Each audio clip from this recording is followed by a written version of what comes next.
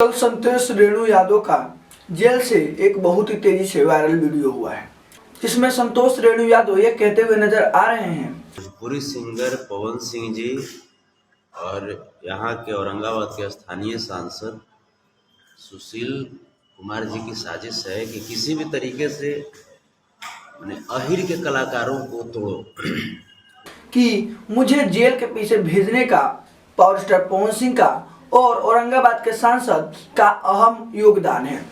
यानी ये कहिए कि उन्हीं ने ये सब करवाया है। पर मुझे आप सभी दर्शक बताइए, क्या सीता माँ को गाली देना कितना हद तक सही है? क्या सीता माँ जो हैं वो किसी एक जाति विशेष की माँ है या किसी एक जाति विशेष ही उसको पूजता है? मैं आपको बता दूं, समस्त भारत में नेपाल से लेकर इंडिया में और श्रीलंका तक हर जगह माँ सीता को पूजा जाता है। ये वही बात आ गया जहां पर सीता माँ को एक बार अग्नि परीक्षा देना पड़ा था। क्यों? क्योंकि ऐसे ही मूर्ख लोगों की वजह से, जो सीता माँ जैसे पवित्र स्त्री ये कहिए कि भगवान के स्वयं रूप को इस तरह से बदनाम या इस तरह से बातें करते हैं।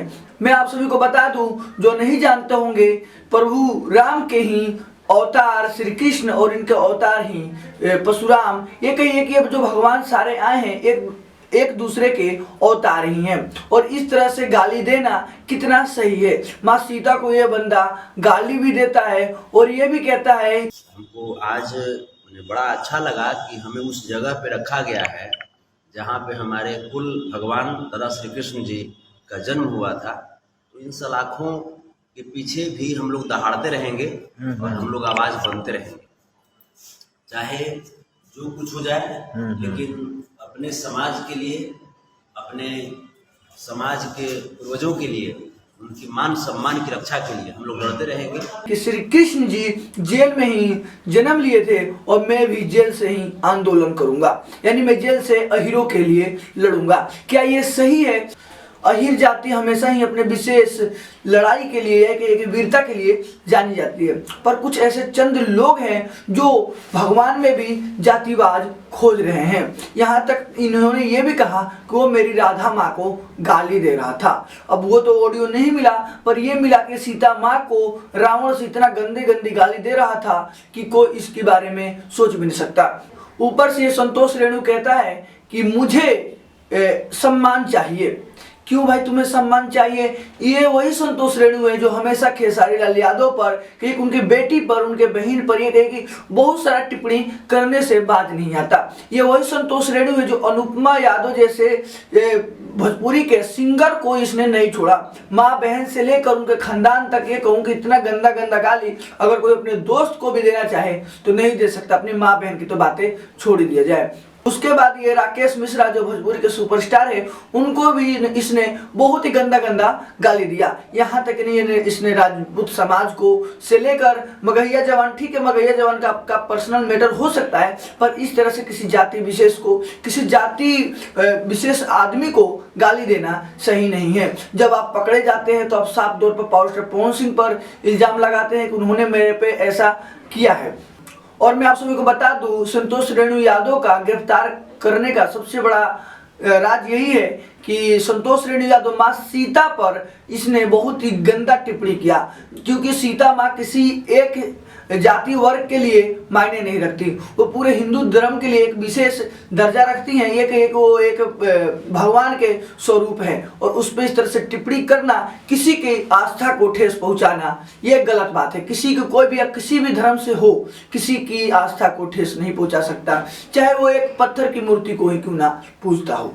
और संतोष रेणु यादव बार बार अहिर जाति यादव का नाम ले लेकर यादव जाति को बदनाम करने की कोशिश कर रहा है। मैं आप सभी को बता दूं, प्रमोद प्रेमी यादव, आप सभी को पता होगा, यादव जाति से बिलोंग करते हैं। वो भी काफी अच्छे गाने गाते हैं, कुछ ऐसे भी गाना गा जाते हैं पर वो विवाद में आ जाते हैं। पर उन्होंने लाइव आकर कभी भी किसी के ऊपर खास टिप्पणी नहीं की है।